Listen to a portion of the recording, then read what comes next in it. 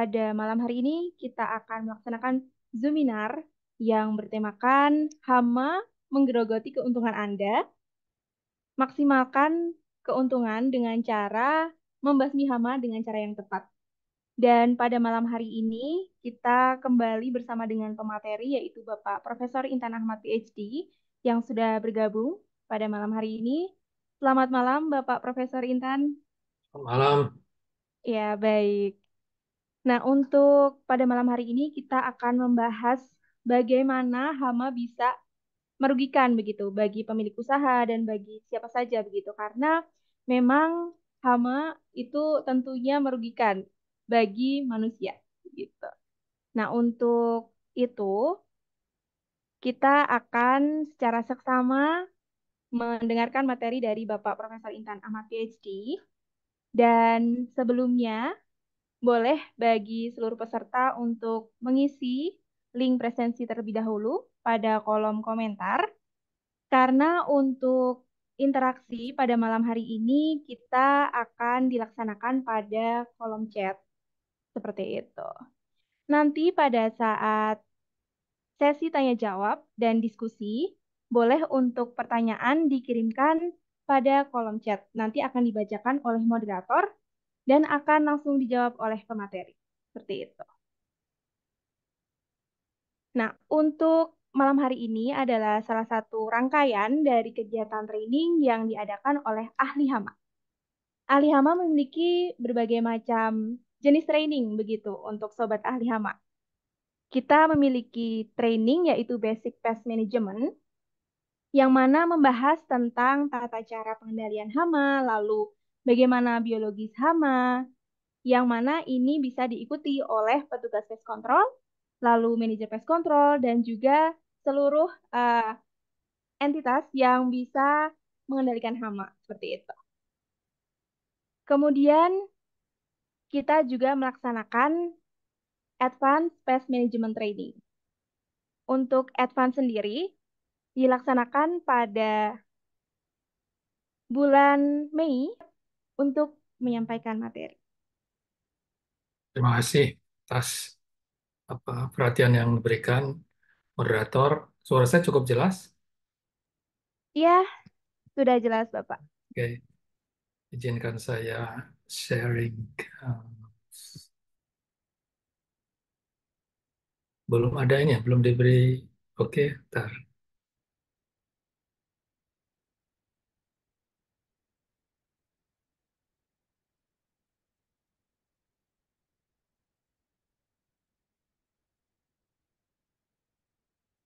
Apakah sudah tampak? Sudah tampak ya? Baik, Su- sudah Bapak. Suara saya jelas juga ya? Jelas.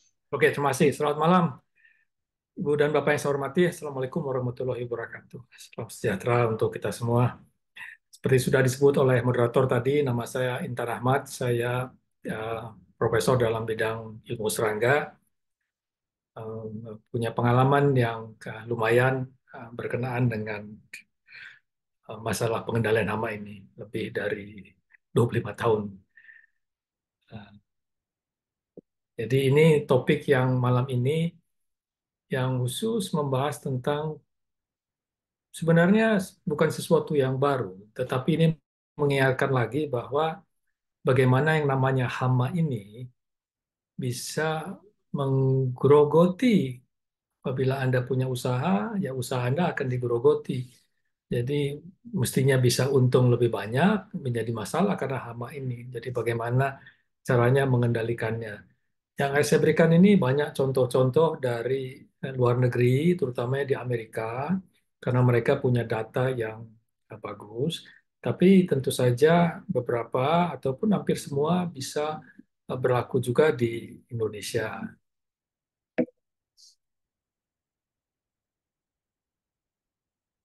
Jadi ini kasus ya, kasus yang pernah dilaporkan banyak sebenarnya. Jadi eh, ya usaha yang dilakukan itu ditutup karena masalah hama. Jadi ini mengingatkan saja kita semua, Ibu dan Bapak, bahwa hama ini tidak bisa dianggap ringan apalagi zaman sekarang itu dengan media sosial dalam hitungan menit, segala sesuatu yang asalnya baik bisa menjadi kemana-mana yang istilah kita itu bisa diviralkan begitu. Jadi memang keuntungan dari era revolusi industri 4.0 ini bisa positif sekali, tapi juga pada keadaan tertentu bisa amat negatif.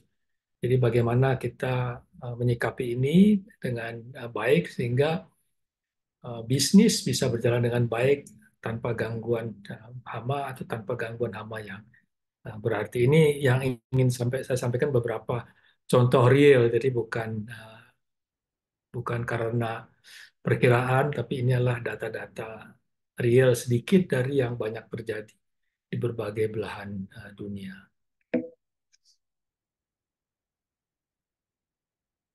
Nah, ini adalah belum lama ini, jadi bapak-bapak ini di Amerika ini ya. Jadi restoran harus ditutup. Nah, ini yang sedihnya ini udah kedua kalinya. Jadi mungkin sudah diberi peringatan, tapi ya sering tidak begitu apa dilaksanakan saran-saran yang diberikan oleh pihak otoritas setempat, sehingga akhirnya ini ya ditutup lagi begitu. Dan yang ini di sana ada inspektor yang menemukan eh, apa ya, ada tikus di dapur begitu. Jadi kenapa tikus ini bermasalah? Ya kita tahu kalau tikus itu dia bisa bawa penyakit, kemudian kencingnya juga bisa menimbulkan penyakit, baunya juga orang menjadi amat terganggu, kemudian mengotori tempat jelas, kemudian ya dengan fesesnya juga kadang-kadang di mana-mana. Jadi ini suatu hal yang amat serius yang bisa menimpa bisnis apa saja. Ini contohnya dari restoran. Sedangkan tikus itu nanti juga saya akan beri contoh yang lain bisa kemana-mana dia sebenarnya. Nah ini contohnya. Ini yang sebelah kiri ini juga dari contoh nyata. Jadi convenience store. Jadi eh, memang gambarnya ini terlalu banyak tikusnya, tapi eh, kenyataannya ya mungkin saja kalau malam tidak ada orang akan banyak tikus yang turun kan ini. Ini juga apa harus ditutup ini toko ini yang convenience store itu yang toko ya yang di Indonesia juga mulai banyak di berbagai tempat yang buka 24 jam itu eh, bisa diserang oleh tikus dan Sakit-sakit ya, coba deh. itu. Aduh, ya mana ya? Nah, kemudian juga tikus itu selain dia bisa merusak makanan, nah karena perilakunya yang selalu harus apa bahasa Inggrisnya gnawing, jadi menggerogoti, menggigit supaya giginya tidak panjang. Nah, dia tuh senang juga menggigit ini apa kabel-kabel. Jadi apa kabel internet, kabel listrik.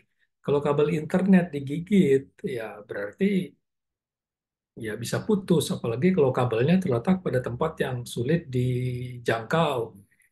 Kemudian juga kabel listrik, ya sama juga kabel sekarang telepon tidak begitu ya. Jadi bisa mengakibatkan kebakaran itu contoh. Jadi yang di atas itu contohnya adalah mengakibatkan kebakaran itu juga terjadi di negara maju. Kemudian kalau yang bawah kanan itu terjadi di Indonesia. Jadi foto sengaja nama hotelnya saya tutup. Jadi intinya adalah ditemukan oleh oleh ini ya, oleh tamu bahwa ada tikus di kamar hotel, dilaporkanlah gitu. Saya sendiri beberapa tahun yang lalu ada beberapa kali menemukan hotel yang siang hari kami inspeksi dan melihat beberapa ekor tikus. Artinya kalau siang hari saja kita melihat tikus di tempat tertentu, itu artinya adalah populasinya banyak sekali. Karena tikus ini adalah hewan malam. Jadi bayangkan siang saja sudah mulai berkeliaran karena kenapa? Karena kurang makanan. Mau tidak mau walaupun mereka hewan malam, ya siang mungkin harus jalan juga karena saking laparnya begitu. Jadi ini contoh bahwa amat serius begitu, bisa merugikan secara ekonomi, tapi juga bisa menyebabkan kebakaran, bisa bawa penyakit. Banyak sekali masalah yang dapat ditimbulkan oleh tikus ini. Nah, selanjutnya adalah kalau kita bicara eh, ini contoh di Indonesia ini alami hal tidak mengenakan saat makan di restoran, pria temukan telur kecoa dalam makanan. Bahkan saya tahu di Bandung di salah satu restoran itu ini kisah nyata bahwa pada waktu ada seorang tamu, kebetulan tamunya itu orang luar negeri, kemudian memesan eh, minuman, ternyata ya minumannya minuman yang kelapa begitu. Nah, ternyata begitu dibuka, kok ada kaki kecoa. Nah, tamunya itu berpikir bahwa itu bagian dari, ya itulah masalahnya itu. Jadi bagian dari minuman begitu. Tapi sebenarnya itu bukan gitu. Tapi ada kaki kecoa di situ yang tentu saja sudah putus kecoanya entah di mana begitu, badannya begitu. Nah, ini contoh. Jadi kecoa ini bisa di mana-mana. Jadi kalau di dapur, di industri makanan, di mana-mana. Kemudian juga bahkan di laundry. Jadi kami pernah diundang, saya berbicara di perusahaan laundry di Jakarta karena ini menjadi bisnis yang besar sekali. Nah, salah satu keluhan dari yang datang ke perusahaan laundry itu adalah adanya gangguan dari kecoa. Nah, itu bagaimana agar kecoa tidak ada karena tentu langganan tidak mau kalau ada gangguan. Ini contohnya kecoa juga. Nah, kecoa sama dengan tikus, dia masalahnya banyak, menimbulkan jelas rasa jijik, terkesan kotor, kemudian bisa membawa penyakit karena ya dia tuh sebagai vektor mekanis, jadi bergerak dari satu tempat ke tempat lainnya, dan kalau dia sudah melewati katakanlah feses manusia ataupun bekas makanan yang mengandung bakteri, ya kemudian dari jalan lagi, kemudian ya melewati makanan itu akan terkena bakteri yang dibawa oleh si kecoa ini. Jadi kemudian juga banyak contoh-contoh bahwa kecoa ini mengakibatkan alergi yang tentu untuk orang-orang tertentu amat serius. Di samping tentu saja baunya amat amat khas gitu. Jadi membuat terkesan sesuatu yang uh, jorok kan gitu. Nah, ini yang sebelah kiri atas ini di Amerika. Jadi Foster Farm ini perusahaan yang besar sekali menghasilkan berbagai ini apa daging apa segala macam, dia harus tidak boleh beroperasi karena ada masalah dengan kecoa kan begitu.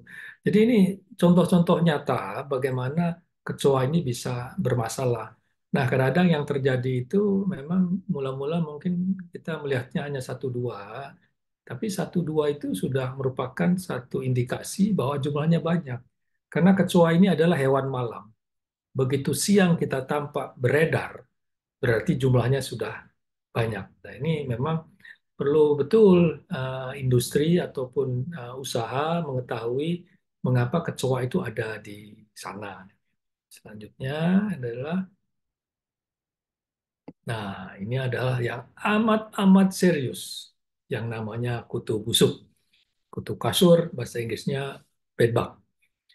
Jadi selama puluhan tahun di Amerika itu yang saya tahu sampai pertengahan tahun 90-an itu namanya kutu busuk tidak ada masalah.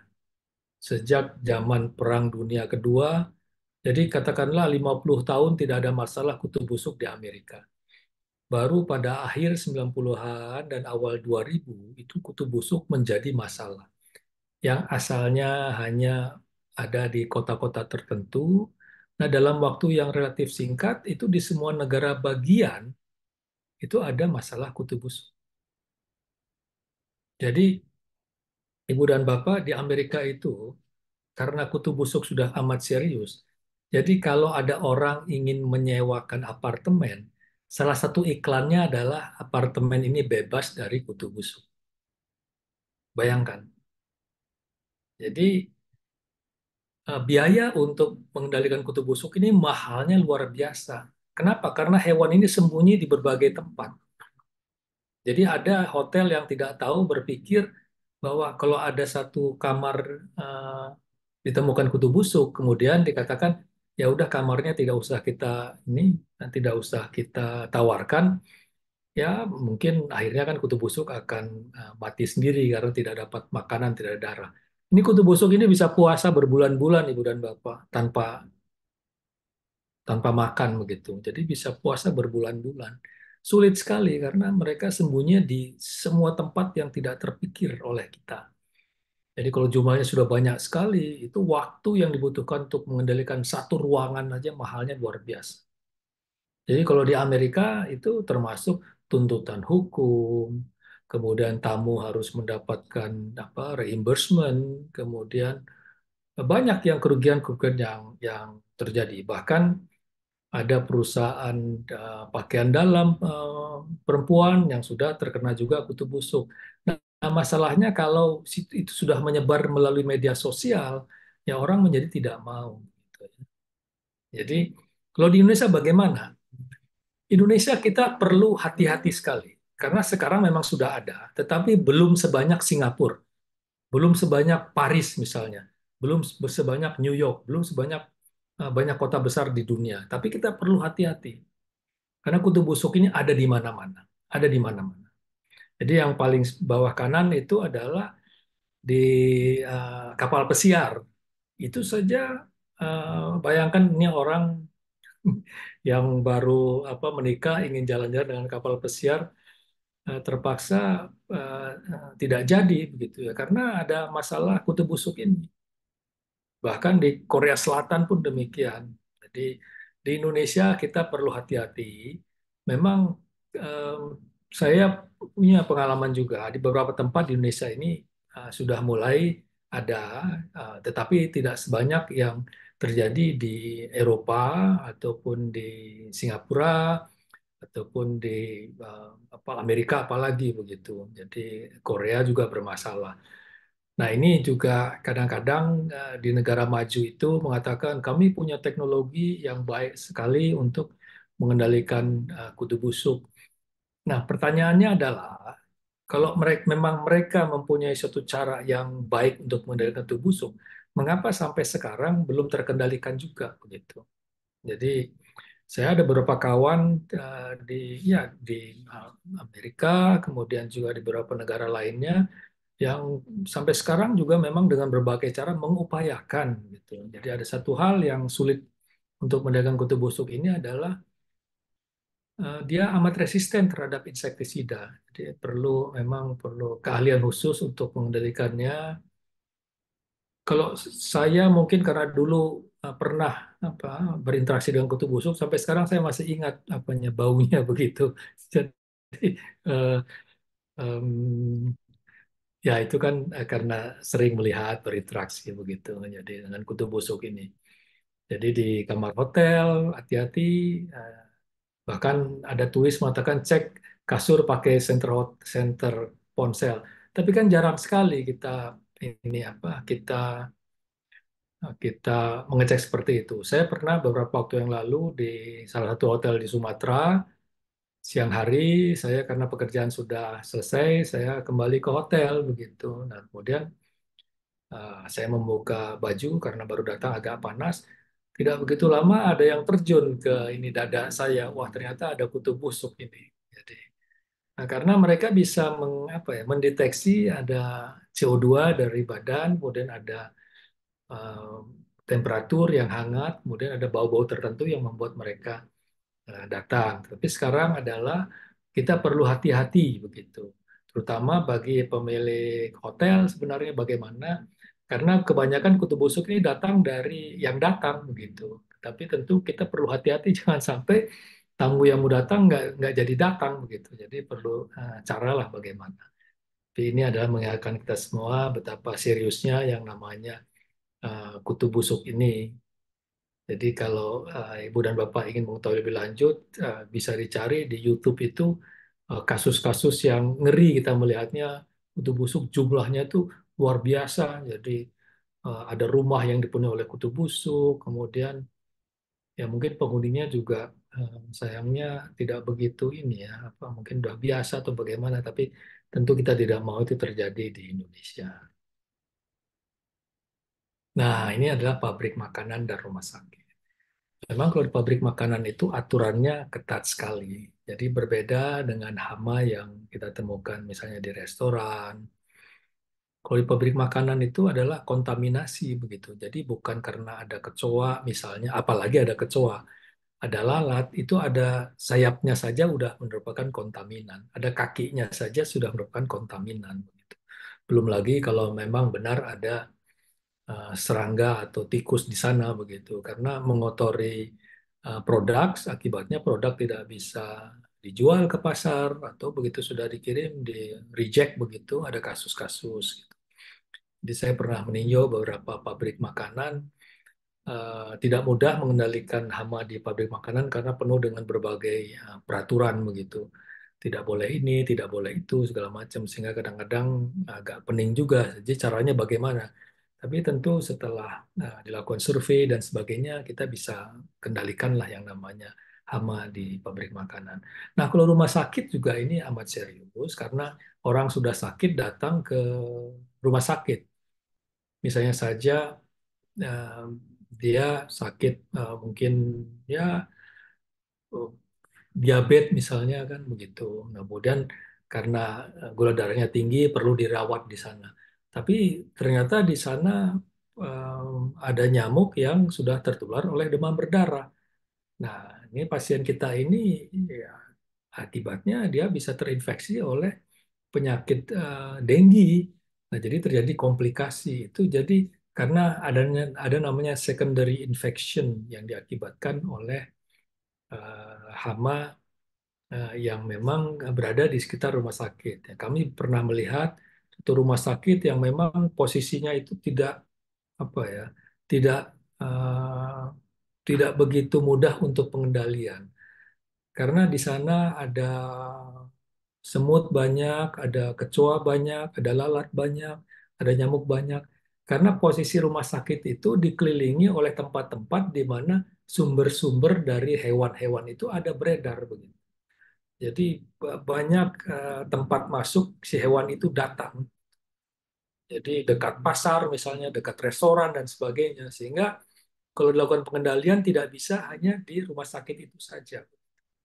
Jadi ini kalau gambar-gambar ini dibuat memang agak dibesar-besarkan lah gitu. Tapi ini mengingatkan saja betapa pentingnya pengendalian hama di misalnya di pabrik makanan, rumah sakit.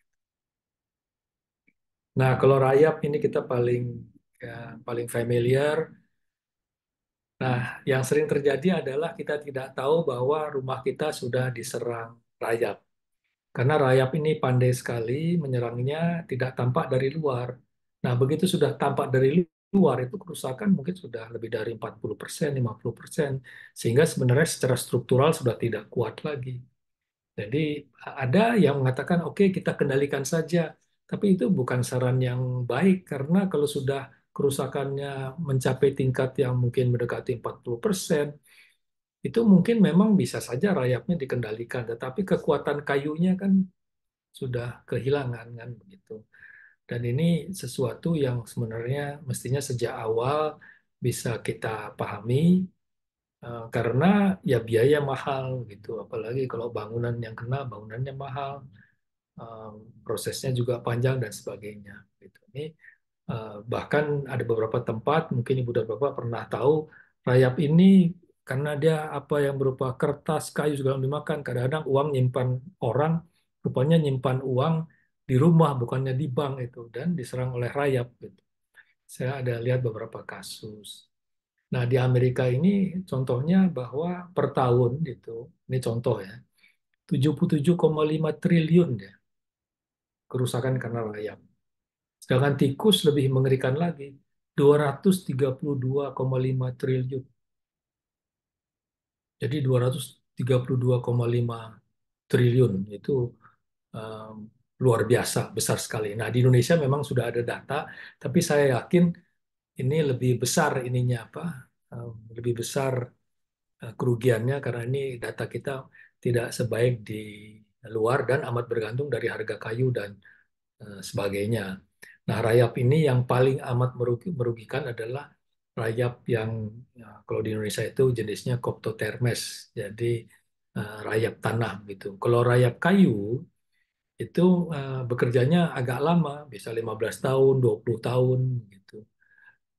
Karena saya pernah punya pengalaman waktu itu punya tempat tidur untuk anak saya sejak bayi sampai umurnya baru 20 tahun baru diketahui bahwa di ininya apa di kripnya itu di tempat tidur bayi itu ada rayapnya, rayap kayu kering. Tapi tidak, jadi waktunya lama sekali. Mungkin juga karena jumlah rayap itu tidak banyak. Tapi kalau namanya rayap tanah ini, kalau jumlahnya banyak sekali, Ibu bisa dengar, Bapak Ibu bisa dengar suaranya itu, suaranya ya suaranya dia sedang bekerja makan kayu gitu. Oke. Nah, ini adalah nyamuk. Nyamuk itu adalah masuk kategori sebagai serangga atau hewan yang paling mematikan di dunia. Jadi bukan bukan hewan yang paling ganas, tapi saya sendiri eh, beberapa hari yang lalu kena demam berdarah itu yang kedua kalinya. Itu entah di mana dapatnya. Jadi menurut Badan Kesehatan Dunia, nyamuk ini tiap tahunnya menyebarkan penyakit. Ya, yang meninggal banyak karena malaria, karena demam berdarah, filariasis, belakangan juga ada cikungunya, ada Zika, banyak sekali ya. Jadi kalau dari ekonomi memang itu besar sekali. Tapi kalau mengakibatkan nyawa itu tidak bisa dinilai dengan nilai ini ekonomi. Ini lebih kepada bagaimana akibatnya berdampak bagi kesehatan, biaya yang dikeluarkan untuk dokter, untuk rumah sakit, untuk laboratorium, dan segala macam. Jadi di Indonesia belum ada data yang terakhir, tapi data tahun 2016 atau 2017 itu sekitar 4 triliun per tahun. Tapi ibu dan bapak yang pernah terkena dengue, tentu akibatnya kita tidak bisa bekerja. Ya, itu sudah suatu kerugian kan begitu. Kemudian kalau kita lihat yang ini baru-baru ini datanya ini baru 23 April. Jadi karena orang Australia itu kan senang sekali datang ke Indonesia. Nah, di Bali ini adalah banyak yang terkena dengue. Dan ini terjadi dari tahun ke tahun begitu. Jadi sebenarnya kita belum berhasil saya katakan untuk mengendalikan dengue ini. Yang dimulai sejak tahun 1968 di Jakarta dan Surabaya. Tidak begitu lama sudah menyebar ke seluruh Indonesia. Ya. Ini saya sebut saja biaya pengujian. Karena saya waktu kemarin harus cek NS1, anti DHF, hematologi lengkap, biaya dokter, biaya rumah sakit, dan macam-macam lah begitu. Ini dampaknya luar biasa. Jadi perlu berbagai upaya. Nah, ini bahkan sekarang Ibu dan Bapak, ini data bahwa ini minggu ke-15 tahun ini jumlah kasus DBD mencapai 62.000 pasien. Sementara pada tahun yang lalu, pada minggu yang sama, hanya 22.000. Jadi terjadi kenaikan hampir 3 kali lipat. Jadi ini memang amat serius begitu. Sudah berbagai upaya dilakukan termasuk dengan Wolbachia. Tapi ini data yang perlu kita sikapi dengan baik. Jadi memang pemerintah sudah berupaya, tapi di lingkungan kita, itu di rumah, di hotel, rumah sakit, bisnis segala macam, perlu dilihat bahwa jangan sampai ada air tergenang. Jadi kalau ada satu nyamuk, itu jangan dianggap ringan. Siapa tahu nyamuk tersebut sudah membawa karena pernah menggigit, menghisap darah orang yang berpenyakit dengue. Dan perilaku si nyamuk ini menarik sekali karena dia tidak happy hanya menggigit satu orang. Jadi diganggu dikit langsung pergi ke tempat yang lain. Nah, makanya sering terjadi kalau kasus dengue ini seluruh rumah itu bisa terkena oleh dengue. Seluruh rumah, kakak, adik, suami, istri, nenek, segala macam. Belum lagi di satu tempat yang di tempat di mana orangnya interaksinya dekat begitu. Ini amat serius, jadi kita perlu menyikapinya dengan baik, meresponsnya dengan baik, dan apabila ada tamu apa segala macam, hati-hati di hotel-hotel itu kadang-kadang kalau kita menginap ada satu dua ekor begitu nyamuk. Kita tidak tahu, jangan-jangan nyamuk ini membawa virus dengue begitu. Jadi perlu ada selalu apa ya, inspeksi terhadap kamar-kamar hotel atau restoran atau usaha bisnis lainnya, jangan sampai ada nyamuk. Nah, nyamuk ini ada dua macam. Kalau nyamuk demam berdarah ini nyamuknya siang. Tapi kalau yang malam itu nyamuk Culex namanya, bisa membawa filariasis gitu ya. Jadi tapi kalau dengue ini adalah nyamuk yang siang hari dia ngidernya begitu. Nah, sekarang mulai sedikit teori begitu. Kalau tadi adalah ada teorinya juga. Ini apa yang disebut hama gitu. Jadi intinya adalah, definisinya bisa macam-macam, intinya adalah hewan atau serangga yang kehadirannya tidak diinginkan. Kenapa tidak diinginkan? Karena membawa kerugian. Kerugiannya apa? Bisa ekonomi, bisa kenyamanan, karena orang menjadi tidak happy, tidak nyaman kan, bisa stres juga, bisa bawa penyakit jelas kan gitu. Jadi ini sesuatu yang perlu dipahami, yang namanya hama itu. Misalnya kita katakan kucing. Kucing itu bisa menjadi hama apabila kucing itu mengganggu bisnis kita. Banyak kucing liar. Tapi banyak orang memelihara kucing. Sama juga anjing. Ada orang memelihara anjing, tapi juga ada anjing liar. Nah, kalau hama ini umumnya liar semua. Misalnya ada kecoa, ada tikus, ada lalat, ada semut, ada kutu busuk, ada rayap. Ini kalau di lingkungan perkotaan ini udah hama semua. Dan dia ada di mana-mana, di hotel, di rumah sakit, di bus, di kapal laut, di restoran, di industri makanan, di tengah laut, di kapal, di laundry, di mana saja di mana ada kegiatan manusia. Kenapa mereka datang? Karena ini namanya all you can eat. Jadi karena ada segala macam di sana dan manusia menyediakan. Karena di sana ada tempat perlindungan, kemudian ada makanan jelas, dan ada air. Jadi kadang-kadang kita bertanya-tanya, ini rumah selama waktu tertentu tidak pernah ditinggali, kok tidak ada masalah? Tidak begitu lama setelah ditinggali, kok datang lalat, datang tikus, datang apa? Ya karena banyak makanan. Dan kadang-kadang kita kurang begitu baik dalam namanya sanitasi. Jadi membuang makanan tidak secara teratur, tidak bersih, ada sisa-sisa yang menurut kita kalau dari sisi manusia, wah itu jumlahnya sedikit. Tapi bagi hewan-hewan ini udah banyak sekali, udah pesta pora mereka. Ya. Nah, tentu di sini ada biaya yang harus dikeluarkan apabila kita bicara bisnis. Jadi kalau direct cost itu bisa kerusakan. Misalnya tikus dia bisa menggerogoti macam-macam, rayap bisa menggerogoti makanan, ya. Jadi bisa menggerogoti kayu apa segala macam. Jadi ya properti kita bisa rusak. Kerusakan produk tadi di industri makanan atau restoran, jadi rusak karena tidak bisa dijual lagi, tidak bisa dipakai kan. Atau kalau tikus ya bisa cadangan atau inventory itu bisa habis juga. Kemudian harus mengeluarkan biaya untuk pengendalian. Jadi ini hal-hal yang kalau secara langsung itu tampak ada bekas gigitan. Itu lihat, kita lihat ada kerusakannya, ya. Um, apa gudang kita menjadi berkurang isinya begitu. Kemudian kita harus mengeluarkan dana. Tapi kalau yang secara tidak langsung, ini kadang-kadang justru lebih besar kerugiannya. Sales hilang, tidak ada pelanggan datang.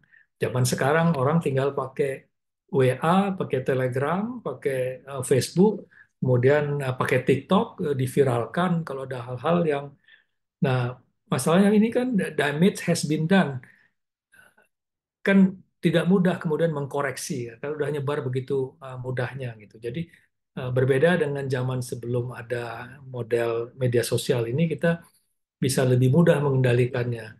Karena orang perlu upaya yang lebih untuk menceritakan pengalamannya. Sekarang dengan ada handphone ini di mana-mana bisa tersebar dengan waktu yang amat cepat. Reputasi, nah itu reputasi. Hotel A bintang sekian, kemudian perusahaan ini dikenal begini apa segala macam, tetapi begitu ada pelanggan yang tidak happy, kemudian apalagi hotel juga sekarang semua orang boleh kasih komentar, bukan hotel, restoran segala macam, eh, ya bisa cerita macam-macam gitu ya. Jadi tentu kalau ada yang sakit, kemudian produktivitas karyawan juga terganggu dan sebagainya. Jadi ini masalah yang banyak sekali yang kadang-kadang tidak begitu mendapatkan perhatian, tetapi tentu yang namanya kalau makan di restoran yang sering misalnya kalau ada lalat ya dengan tenangnya cuman diberikan ini saja apa lilin itu sebenarnya tidak banyak membantu, cuman lebih pada sedikitnya peace of mind. Oh ada lilin, mudah-mudahan lalatnya nggak datang. Kemudian karena kita sudah terbiasa ada lalat, kita tutup aja yang namanya minuman kita dengan tisu. Kemudian nggak tahu sebelumnya lalat itu udah hinggap di bibir ini apa di bibir gelas itu udah menyebarkan penyakit juga. Ini hal-hal yang kita perlu hati-hati betul. Nah, kemudian ini yang perlu diketahui oleh pengusaha atau siapapun, perlu mengetahui mereka mengapa mereka datang. Mengapa mereka datang? Jadi ini sebenarnya pengulangan, tetapi kadang-kadang orang tidak begitu memperhatikan mengapa mereka datang. Tentu saja ada yang datang karena dibawa, tidak sengaja kan gitu. Tapi ini ada tiga hal yang utamanya. Jadi kalau ada satu bangunan, apakah itu hotel, ataukah restoran, ataupun toko, ataupun pabrik, apa segala macam. Nah, di dalamnya itu menyediakan makanan, menyediakan tempat tinggal, menyediakan air. Nah, ini adalah hal yang membuat mereka datang. Tentu saja zaman sekarang, misalnya kita bicara kecoa, kutu busu, selain ini mereka terbawa begitu. Nah, ini banyak kasus-kasus begitu, terbawa di koper, di tas, kemudian di mana-mana begitu. Pernah saya lihat juga di satu perusahaan penerbangan ada kecoa yang terbawa tidak sengaja di tempat makanan dan sebagainya. Jadi ibu dan bapak yang pernah naik bus mungkin sering menemukan kecoa di jalan, pas segala macam pagi kalau malam kan begitu. Jadi agak yang ngeri juga begitu. Jadi mengapa hama datang itu kuncinya karena ada makanan, ada shelter, tempat tinggal dan ada air. Dan sebenarnya untuk mengendalikannya ini bisa dengan ini apa? Ini ada segitiganya ini. Jadi kalau salah satu tidak ada, ini bisa kita kendalikan hewan pengganggu ini. Tapi sejauh mana kita mengetahui bahwa tidak ada air, tidak ada tempat tinggal, tidak ada makanan, gitu ya. Kalau tidak ada air mungkin bisa kita cek, gitu ya. Tidak ada makanan agak sulit karena tergantung kalau misalnya semut itu kan kecil sekali, makanannya juga mungkin tidak tampak oleh mata kita, tapi kalau tikus mungkin juga. Jadi ini adalah teori-teori yang mungkin bisa membantu ibu dan bapak eh, untuk menghilangkan salah satu elemen yang dapat menghindari investasi hama. Karena kalau tidak ada makanan, tidak datang. Di rumah kita kalau tidak ada makanan, ya tidak akan datang. Mungkin yang akan datang adalah kayu, rayap. Ya itu karena apa? Rayap itu makanannya kan kayu gitu. Jadi, dan rayap ini, Ibu dan Bapak, saya pernah lihat di Jakarta itu sampai lantai 30. Dia bisa membuat liang kembara sampai lantai 30. Jadi ini luar biasa si rayap ini, hebatnya kerjanya, merusaknya. Gitu. Nah, ini konsep yang penting karena uh, kenapa saya angkat? Karena kita bicara hama permukiman, um, usaha hotel, restoran, apalagi kalau hotel berbintang, bintang satu, dua, satu nggak ada ya, sampai bintang 5, itu yang penting adalah estetika. Nah, tapi saya akan berikan dulu gambaran ini. Nah, ada namanya nilai ambang ekonomi di pertanian. Jadi kalau di pertanian itu biasa. Jadi ada namanya nilai ambang ekonomi. Dilakukan pengendalian kalau akan merugikan. Kalau tidak ya buat apa dilakukan pengendalian? Malahan yang dapat lebih pada biaya untuk misalnya penggunaan pestisida dibandingkan dengan keuntungan. Nah, kalau di pertanian itu jelas, ya. Ini gambarnya. Jadi eh, ada konsep namanya nilai ambang ekonomi. Jadi dalam satu luasan tertentu akan dihitung jumlah serangga hamanya berapa. Kemudian diambil tindakan apabila sudah dalam waktu tertentu mencapai jumlah tertentu. Karena bila tidak dilakukan pengendalian, akibatnya panennya mungkin bahkan tidak dapat terjadi panen gitu. Ada istilahnya pusu, kemudian atau panennya sedikit dan sebagainya. Yang penting ada yang akibatnya ada rugi. Tapi kalau di permukiman ini yang bisa kita lakukan kan gitu. Kita bicara restoran, kita bicara hotel, kita bicara rumah, kita bicara mobil, segala macam. Atau, nah, sorry.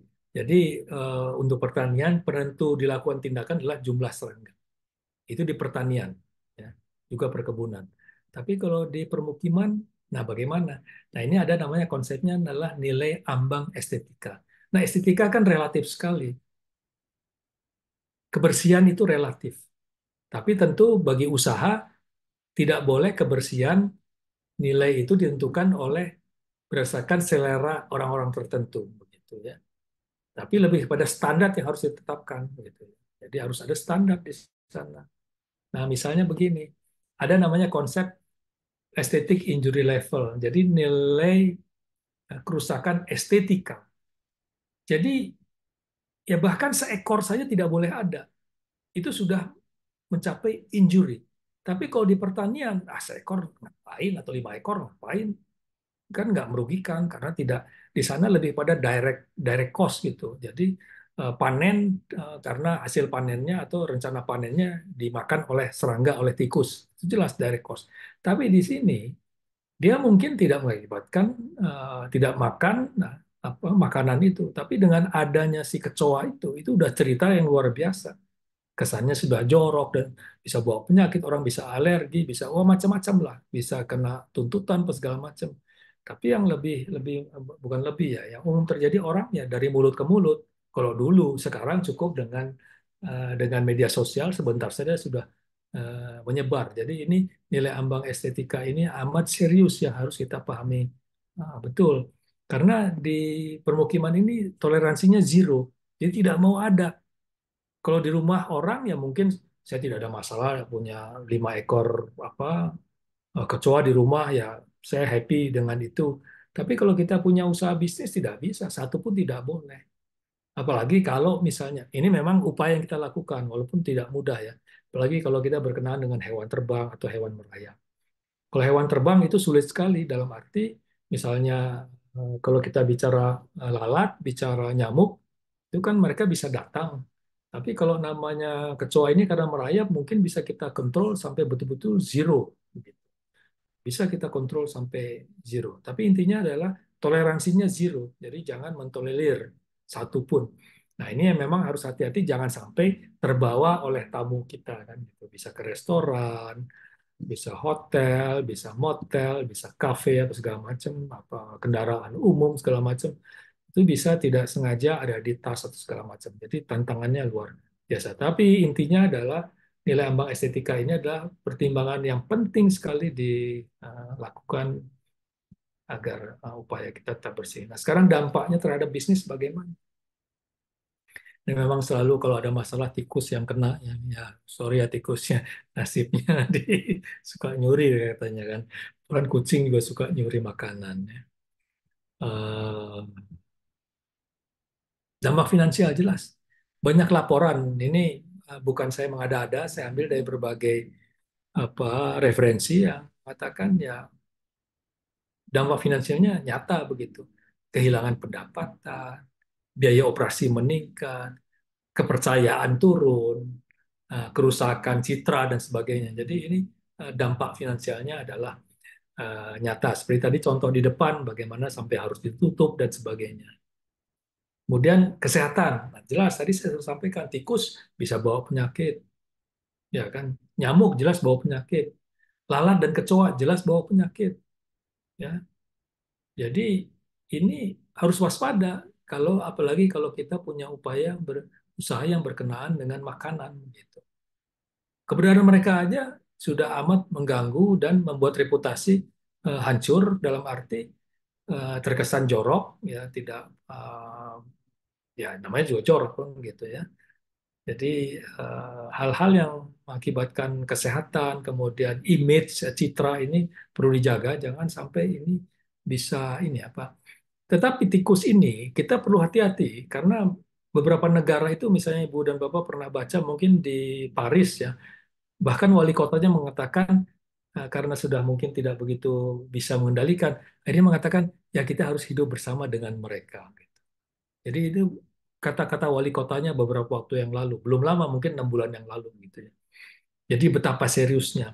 Di Indonesia, alhamdulillah masih bisa kita kendalikan. Tetapi memang sejak awal mesti mengetahui apakah ada yang namanya tikus apa tidak. Kalau tidak, ini bisa masalah besar. Nah, risiko jelas menyebabkan keluhan pelanggan jelas, reputasi negatif, denda, kemudian bisa kita hentikan operasinya. Itu contoh-contoh yang tadi di negara lain. Nah, kemudian untuk makanan ini pengulangan saja bahwa ya kontaminasi makanan, ya kontaminasi makanan akibatnya bisa di reject ya, gitu. Karena stok sudah banyak, kemudian mungkin dikencingi oleh tikus, kemudian uh, digerayangi oleh tikus yang sudah bawa penyakit dan sebagainya. Kemudian ada juga termasuk semut, semut juga bisa bawa penyakit. Ya. Bisa ini intinya adalah bisa kehilangan stok dan produk, penarikan produk, bahkan ekstrimnya bisnis bisa ditutup. Nah, tentu saja perlu tindakan pengendalian karena hal ini. Nah, ini yang saya katakan di zaman sekarang ini. Jadi semua orang punya handphone sekarang. Segala sesuatu difoto, masuk Facebook, masuk Instagram, YouTube, Twitter, Telegram, WhatsApp. Nah, ini amat serius. Jadi bagaimana kita perlu hati-hati betul. Jadi jangan sampai ini reputasi ini ya rusak. Jadi perlu hati-hati kita menjaganya agar reputasi tetap terjaga. Karena tentu saja untuk bisnis hospitality, misalnya hotel, ya, restoran, kafe, rumah sakit, dan banyak bisnis itu reputasi very important, penting sekali. Jadi dengan zaman sekarang ini jangan sampai ada hal masalah karena bahkan karena satu dua kecoa itu jadi masalah. Gitu.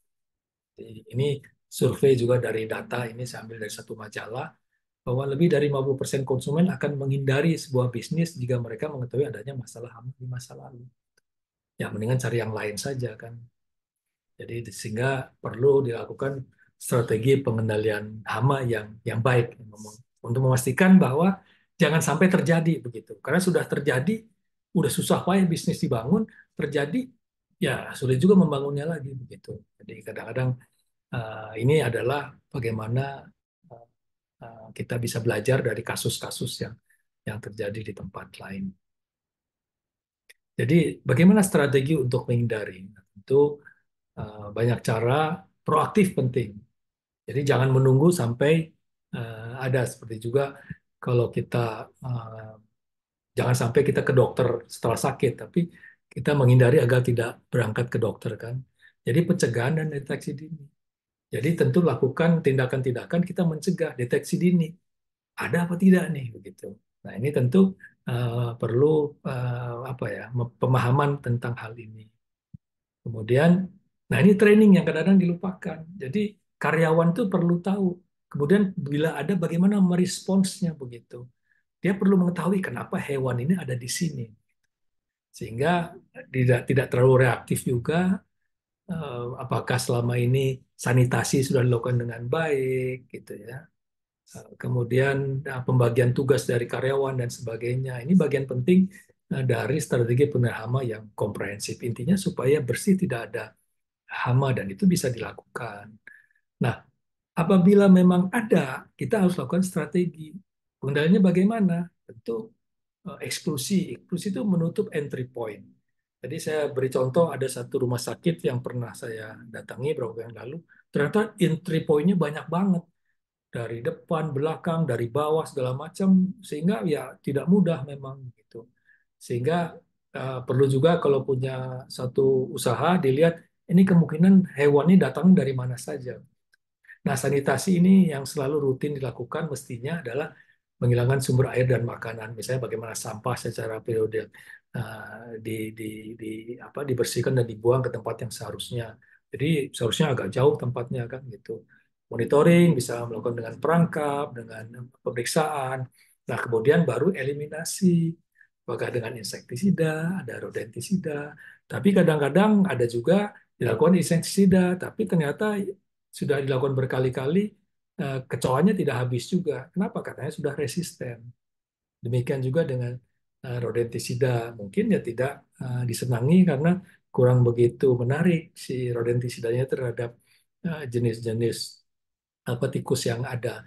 Jadi ini semuanya memang merupakan keahlian-keahlian yang sebenarnya bisa dipelajari sehingga memahami dan kita bisa menghadapinya tidak apa ya tidak ya dengan secara baik begitu. Nah, ini adalah yang disebut pengendalian hama terpadu. Jadi terpadu itu segala macam dilakukan, cara kimia dilakukan, cara biologi dilakukan, kebersihan dilakukan, pendidikan dilakukan juga begitu. Jadi sama juga kalau kita apa ya untuk kesehatan kadang-kadang kita olahraga, tidur cukup, kemudian tentu tidak bisa hanya minum obat dari dokter karena itu nggak menolong. Obat diminum tapi begadang terus, kemudian harusnya menghindari makanan tertentu. Justru yang dihindari itu yang paling enak kan begitu, akhirnya dimakan juga, jadi masalah. Nah, PHT itu kira-kira demikian lah. Jadi apa yang harus dilakukan, apa yang tidak, kemudian pihak-pihak mana saja yang perlu bertanggung jawab begitu ya. Nah, ini adalah yang penutup. Nah, ini sebenarnya mengingatkan kita semua, Ibu dan Bapak, bahwa hama ini krusial, krusial untuk bisnis gitu.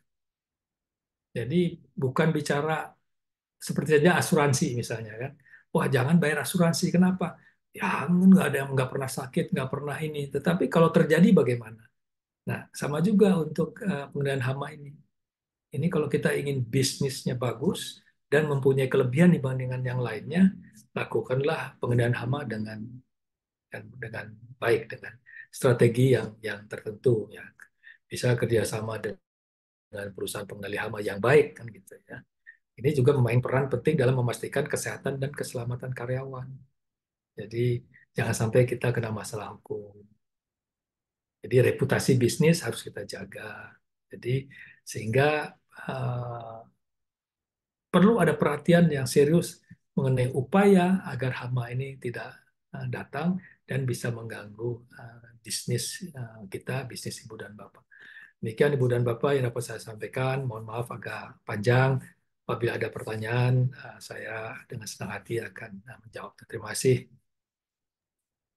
Baik, terima kasih saya ucapkan kepada Bapak Profesor Intan Ahmad PhD yang telah menyampaikan materi yang berkenaan dengan bagaimana pengaruh hama dapat menggerogoti begitu, menggerogoti profit atau keuntungan.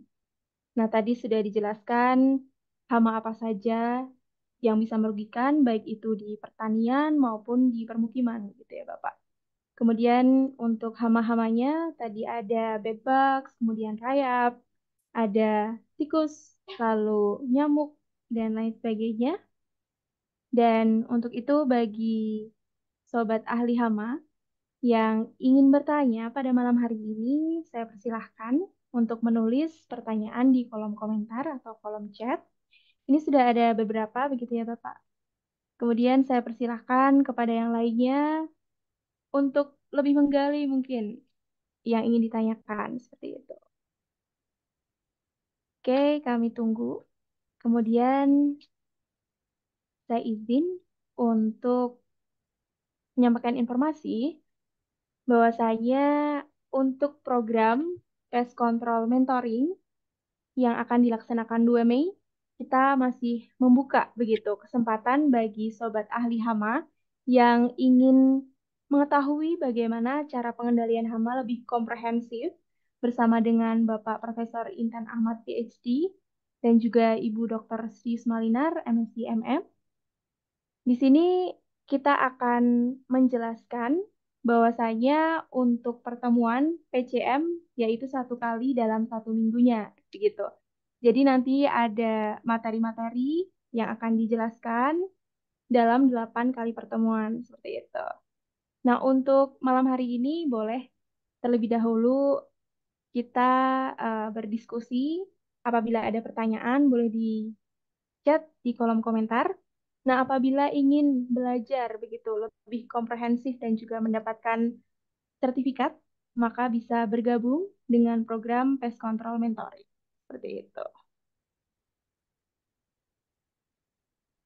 Baik, sudah ada pertanyaan kembali.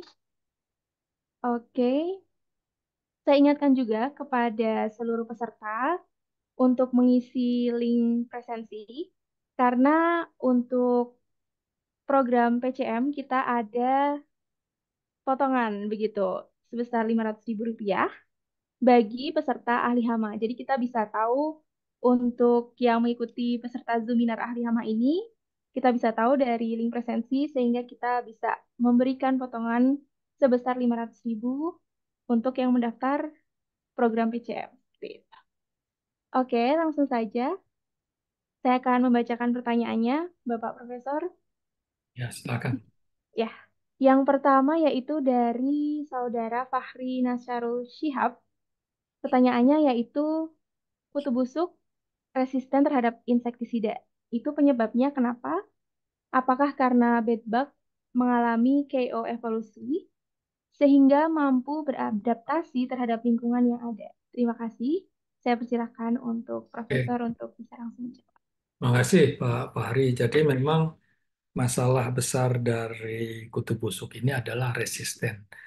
Jadi resisten itu adalah kemampuan si kutu busuk ini untuk tidak mati terhadap penggunaan insektisida yang umum. Nah, dulu sekali memang dikendalikan oleh DDT. Tapi DDT itu cara kerjanya mirip dengan insektisida yang sekarang biasa umum digunakan, yaitu dari kelompok piretroid yang ada akhirannya trin, trin, trin. Nah, sedangkan yang terdaftar pun untuk insektisida ini apa tidak banyak yang terdaftar untuk bed bug ini kutu busuk. Jadi resisten ini serius sekali. Saya sendiri pernah mencoba di laboratorium beberapa kali memang tidak mati begitu. Bukan saja bed bug, apalagi kami punya pengalaman dengan yang namanya kecoa, kecoa Jerman yang resistensinya tinggi sekali begitu. Jadi bahkan kalau dibasahi saja kecoanya itu dengan insektisida, dia tidak mati begitu. Tetapi kalau yang masih rentan itu mudah sekali mati. Jadi betapa seriusnya ini juga menjadi alasan mengapa Amerika sampai sekarang kesulitan juga negara-negara yang lainnya. Kita ketahui bahwa uh, sebagian besar pestisida yang digunakan untuk pest control itu dari kelompok piretroid. Mengapa? Karena relatif aman bagi manusia. Begitu. Jadi tentu untuk pengendaliannya insektisida itu salah satu cara, ya. Jadi perlu dengan cara-cara yang lainnya. Insektisida jelas digunakan, tapi penggunaan insektisidanya juga macam-macam, gitu ya. Dengan residual, juga bisa juga dengan cara-cara beberapa cara-cara yang lain, bisa juga dengan panas dan sebagainya. Kira-kira itu Pak Fahri. Terima kasih. Oke, baik. Pertanyaan selanjutnya dari Bapak Albert Windratmo. Malam, Prof. Apakah bedbug itu resisten akibat pestisida yang digunakan oleh PCO secara berulang-ulang? Ya, terima kasih Pak Albert. Jadi sebenarnya mirip dengan yang tadi Pak Fahri ya. Memang kesalahan kita adalah mempergunakan insektisida dengan dosis yang tidak direkomendasikan. Sebagian berpikir bahwa kalau dengan dosis rendah tidak berhasil, pelan itu dosis rekomendasi. Kemudian kita tingkatkan. Nah, apa yang kita lakukan itu sebenarnya adalah membuat si serangga menjadi lebih cepat yang kita seleksi gitu. Jadi misalnya resistensi itu terjadi, misalnya ada 100 ekor serangga.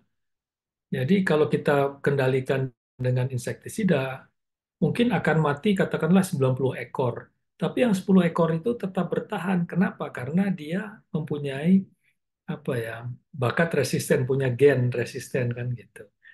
Nah, yang 10 ekor ini akan memperbanyak diri lagi, gitu. Nah, kalau kita berikan insektisida justru mempercepat untuk perbanyakan yang tahan ini, begitu. Nah, makanya yang namanya pengendalian itu disebut pengendalian hama terpadu, perlu dengan beberapa cara, begitu ya. Jadi tidak dengan insektisida saja karena itu tidak dapat menolong, apalagi kalau kita tidak begitu tahu apakah dia resisten atau tidak, begitu. Mungkin bisa juga dilakukan dengan insektisida jenis yang lain. Tapi perlu mengetahui cara kerja atau namanya mode of action dari insektisida itu. Jadi ibu dan bapak mungkin pernah ke dokter, kemudian diberi obat, kemudian setelah seminggu dokter mengatakan, oh belum sembuh ya, oke sekarang pakai yang lain. Nah dokternya sudah belajar sebenarnya apa yang terjadi dengan obat yang sebelumnya itu. Nah sama juga dengan ini, jadi kita tidak bisa ini apa bisa begitu saja mengendalikan dengan insektisida. Saya ada kasus di mana di satu food court yang selama sudah berbulan-bulan atau tahunnya dikendalikan untuk mengendalikan kecoa. Tapi kecoanya tidak mati-mati karena sudah resisten. Pelan dikendalikan seminggu 2 kali begitu.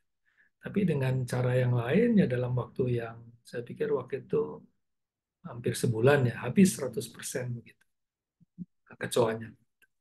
Jadi sama dengan kutu busuk. Jadi kalau baca berita eh, Eropa, Amerika, Paris, Singapura, Korea, nah itu masalah begitu dengan kutu busuk. Dan belum ada yang namanya senjata pamungkas, belum ada. Masing-masing amat ditentukan dengan keahlian dari bagaimana mengendalikannya. Itu. Terima kasih, Pak Albert.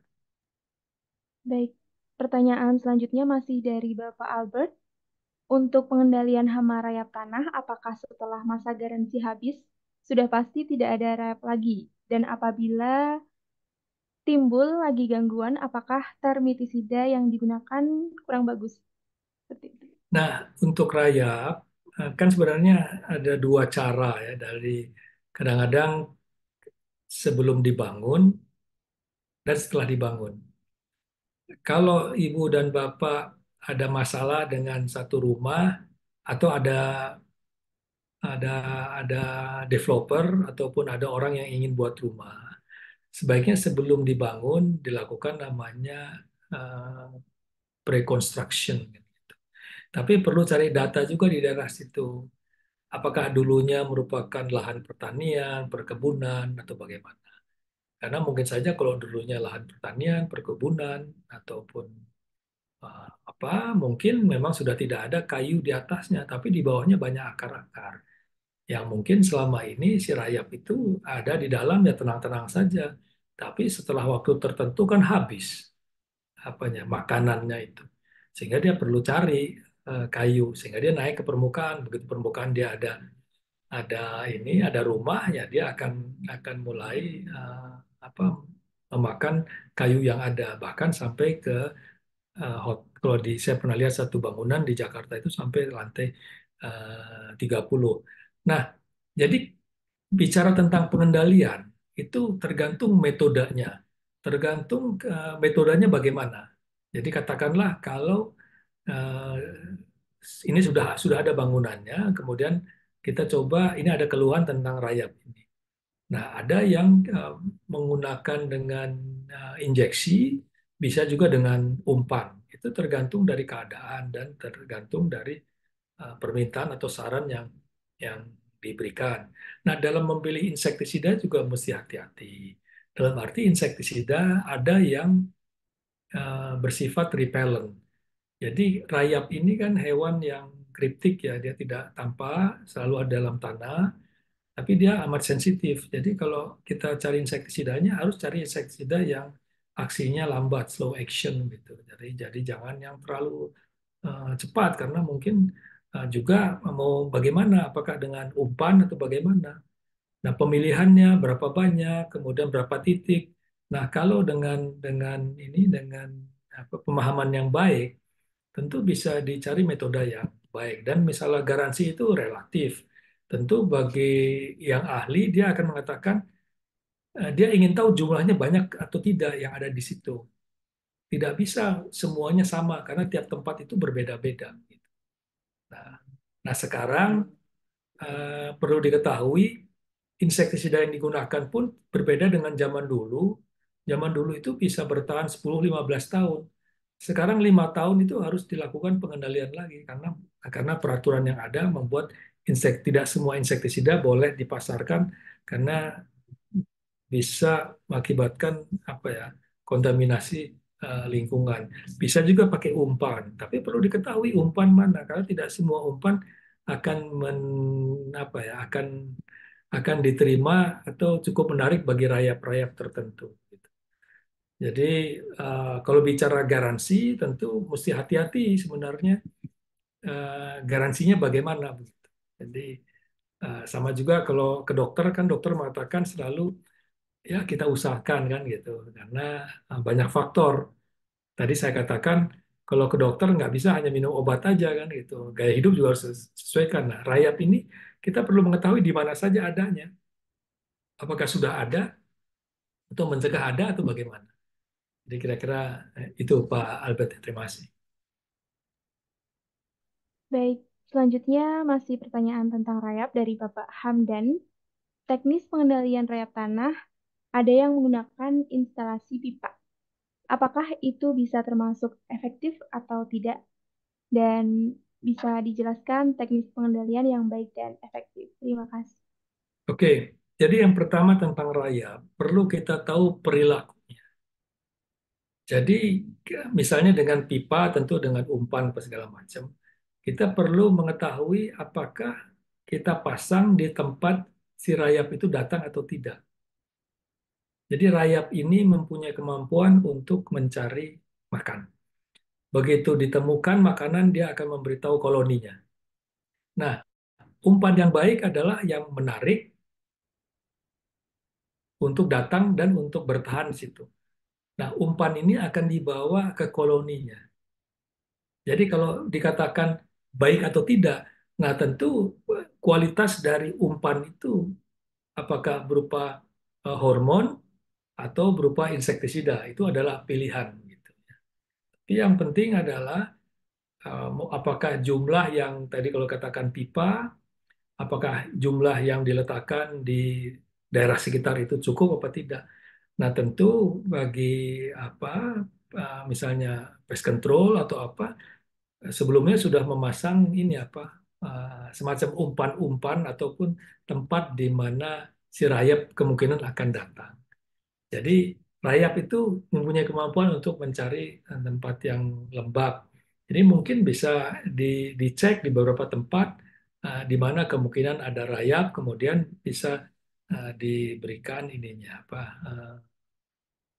dipasang tadi kalau tadi mau pakai sistem pipa atau sistem yang lainnya itu adalah ada pilihan. Kalau saran saya ya berbagai kombinasi begitu supaya bisa lebih eh, efektif gitu. Kira-kira demikian, Ya, Mbak Ani. oke, baik. Selanjutnya dari Ibu Riza, apakah digigit kutu busuk atau kutu kasur dapat mengalami kebengkakan dan apakah bisa menular? Begitu, Prof. Oke, jadi ada yang bagusnya dalam arti sampai sekarang kutu busuk itu belum terbukti menyebarkan penyakit. Tapi tentu kalau namanya kita digigit oleh kutu busuk, itu kalau bahasa populernya bisa bentol-bentol gitu. Karena tubuh kita tidak biasa menerima satu apa zat asing sehingga kita merespons dengan mengeluarkan yang namanya histamin, gatal-gatal. Nah, apalagi kalau kita garuk itu bisa jadi masalah gitu. Nah, tetapi dia tuh punya kemampuan, jadi pada waktu menggigit kita tidak berasa gitu. Jadi umumnya kita sedang tidur dan sebagainya, baru besok pagi kok ada begini nih segala macam kan gitu. Jadi eh, tanda merahnya khas gitu. Eh, bahkan ada orang yang udah biasa, jadi ya mungkin nggak begitu merasa. Tapi kalau apalagi kalau kulitnya putih itu tampak betul apa merah-merahnya itu khasnya begitu ya. Jadi dan itu amat mengganggu. Kadang-kadang kalau kita nonton atau di apa nonton film apa di bioskop segala macam, Kalau zaman dulu itu kursinya kan bukan seperti sekarang masih kursi rotan dan sebagainya, itu biasa ada kutu busuknya. Nah, mudah-mudahan sekarang di negara maju sudah mulai nih masuk lagi nih, eh, ke angkutan, ke hotel udah jelas. Nah, kita perlu hati-hati saja gitu. Hati-hati. Jadi yang istilahnya menular itu ya tidak menular, tidak menularkan penyakit sebenarnya. Itu aja. Terima kasih. Tapi amat mengganggu gitu. Oke, baik. Pertanyaan lanjutan dari Saudara Fahri. Dalam pengendalian secara represif atau aplikasi pestisida, kita perlu melakukan zero tolerance terhadap hama terkhusus di industri makanan. Tetapi terkadang kos yang keluar untuk pengendalian lebih besar dibandingkan keuntungan atau profit yang diraih dalam usaha. Bagaimana cara perhitungan yang tepat dalam pengendalian hama sehingga profit yang diraih bisa optimal? Terima kasih, Prof. Nah, ini masalahnya di kita ini. Kita tidak punya standar dari biaya pengendalian yang bisa kita charge begitu. Bahkan ada perusahaan-perusahaan tertentu yang menurunkan harganya ke harga yang kalau kita hitung secara ekonomis ini sebenarnya tidak masuk. Tapi ada strategi tertentu yang diterapkan. Jadi ada istilahnya bakar uang dan sebagainya. Akhirnya setelah itu pelan-pelan dia akan menaikkan. Jadi memang mungkin dari asosiasi bisa bicarakan bahwa tetapi saya pikir sebagai eh, pest control perlu bicara dengan manajemen dari tempat itu. Bicara saja bahwa kalau ingin zero pest itu ada biaya yang harus dikeluarkan, ya kan? Karena ibu dan bapak kan pernah ke dokter apa segala macam itu, dokter umum, dokter spesialis, dokter apa itu rupiahnya berbeda. Rumah sakit pun demikian. Jadi bagaimana melakukan perhitungan yang baik sehingga layanan kita ini bisa apa ya, bisa tanda kutip dijual dengan harga yang bisa memberikan profit gitu. Jadi karena ini ada keahlian yang harus dihargai begitu. Jadi bukan, jangan dipikir hanya ya hanya nyemprot-nyemprot saja itu kan apa ya. Ini ada keahlian yang perlu dihargai. Kemudian mm, perlu juga industri itu menyediakan dana yang memadai bahwa mestinya saling menguntungkan begitu. Karena kalau tidak akibatnya saya melihatlah bagaimana industri pest control itu di tempat tertentu harus ada pegawai yang standby apa segala macam.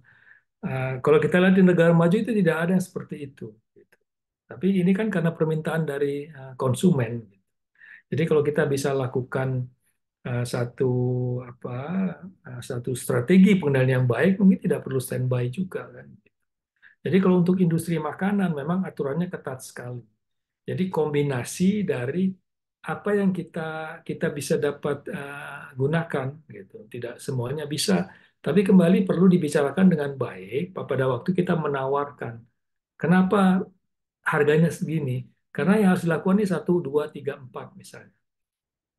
Dan itu tidak bisa dibandingkan sesuai dengan ekspertis pengalaman dari ibu dan bapak. Tapi kembali untuk apa industri makanan itu ketat sekali dan tidak mudah. Misalnya kalau ingin, kan ada kombinasi menggunakan insektisida atau tidak, itu adalah pilihan-pilihan gitu. Jadi bisa juga kalau kita mengetahui biologi dari hewan itu, kita tahu dari mana datangnya begitu. Jadi mungkin dengan begitu bisa mengurangi biaya-biaya lain yang mestinya bisa tidak perlu kita keluarkan, tapi bisa kita kendalikan hamanya itu supaya tidak datang lagi dan sebagainya.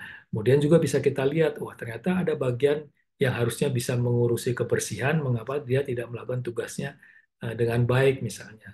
Jadi kemampuan komunikasi ini menjadi penting, tentu mesti bicara dengan data-data. Jadi dengan data itu bisa lebih objektif. Misalnya begitu datang setelah survei, ini datanya, ini jumlah hewannya ataupun jumlah hamanya sekian begitu. Nah targetnya kita sekian, untuk itu akan dilakukan satu, dua, tiga. Nah tentu perlu ada, kita mulai kita sampaikan data minggu ini, kedua, ketiga. Nah, sehingga pemilik itu bisa mengetahui apakah ada progres atau tidak begitu. Sehingga tidak bisa lompat kepada langsung biaya karena itu relatif sekali. Relatif sekali. Tapi saya sarankan kita perlu menghargai industri ini bahwa ini adalah suatu profesi yang membutuhkan keahlian begitu. Kira-kira demikian. Terima kasih. Oke, baik. Nah, ini pertanyaan terakhir untuk malam ini, Bapak, yaitu dari Bapak Tandi. Perkenalkan, saya Tandi dari Cianjur. Izin bertanya, Prof, bagaimana caranya agar hama seperti kecoa dan tikus tidak betah atau berdiam di dalam rumah dan juga berkembang biak? Apakah ada pencegahannya sebelum dilakukan pengendalian? Terima kasih. Oke, terima kasih Pak Tandi dari Cianjur. Sekarang Cianjur masuk Jakarta ya, bukan masuk Jawa Barat. Nah, kecoa atau tikus. Pertama adalah selalu tadi yang saya katakan. Apakah ada makanan, ada air, atau ada tempat tinggal? Tikus. Begitu ada makanan, dia pasti datang. Nah, tikusnya apakah tikus got, apakah tikus atap, atau tikus yang kecil? Nah, itu macam-macam cara pengendaliannya. Jadi, tikus dulu lah gitu.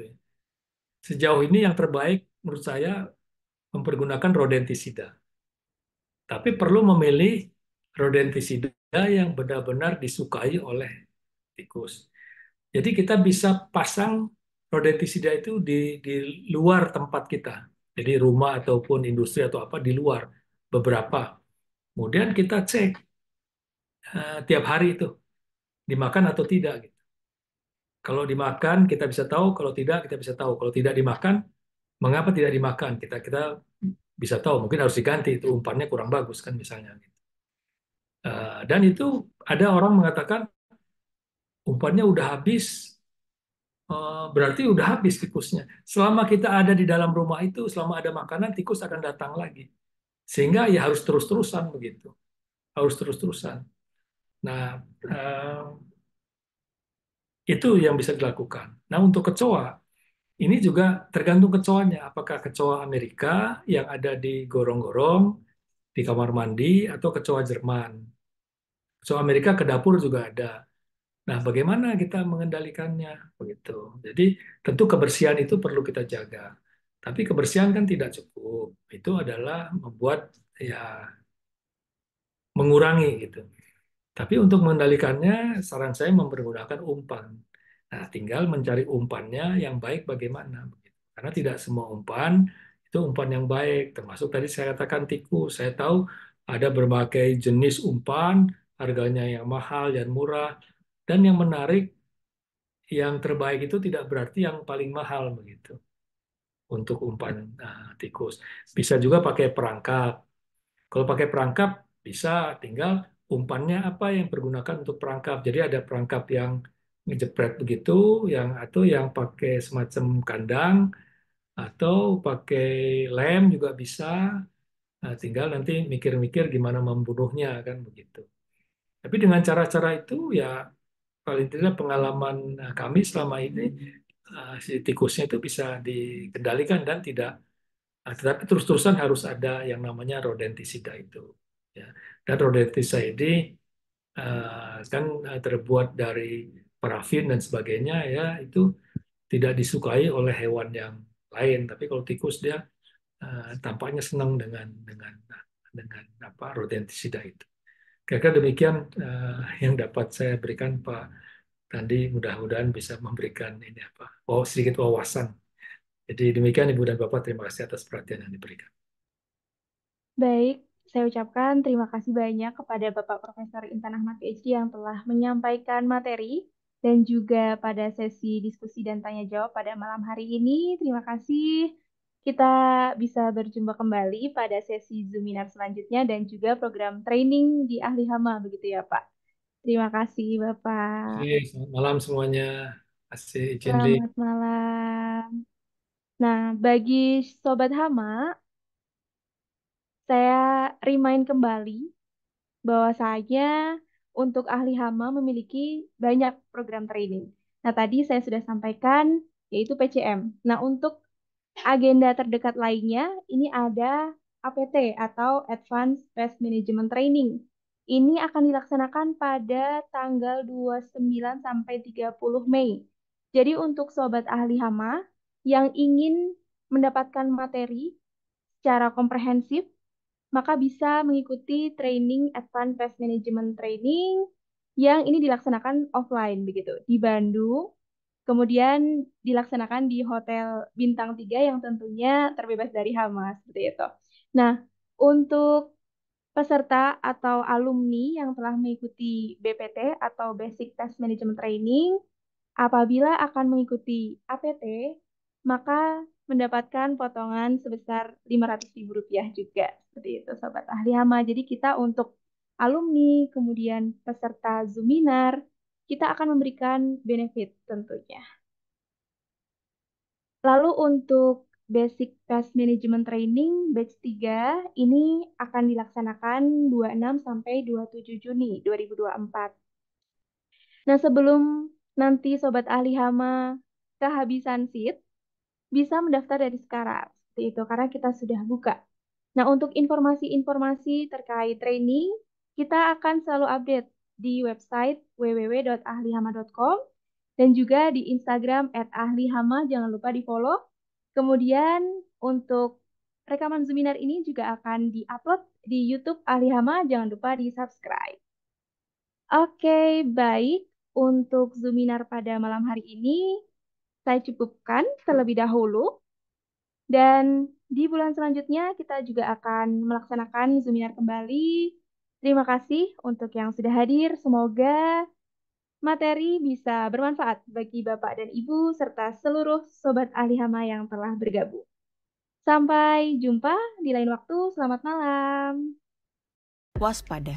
Ini 5 tanda tersembunyi kutu busuk di rumah kamu. Tanda yang pertama, gigitan misterius. Kamu bangun tidur dengan gigitan yang gatal. Bisa jadi itu tanda kutu busuk ada di kasur kamu. Yang kedua, ada noda seperti bercak di spray. Adanya banyak bercak noda kecil di spray kamu juga bisa jadi tanda ada kutu busuk di kasur kamu. Yang ketiga, spot hitam di sudut tempat tidur. Kalau kamu ketemu spot hitam kayak gini, ini tuh bukan kotoran biasa, tapi kotoran kutu busuk. Bau yang tidak menyenangkan, ada bau yang aneh di kamar. Bisa jadi itu adalah bau alami dari kutu busuk loh. Dan tanda yang kelima adalah melihat kutu busuknya secara langsung. Mereka ini punya warna coklat kemerahan, tidak punya sayap, dan juga badannya pipih. Jika kamu menemukan 5 tanda ini di kasur kamu, jangan khawatir, Ahli Hama ada solusinya. Dengan kami, kamu bisa belajar bagaimana caranya mengusir dan mengendalikan kutu busuk seperti profesional. Belajar mengendalikan hama, ya dengan Ahli Hama.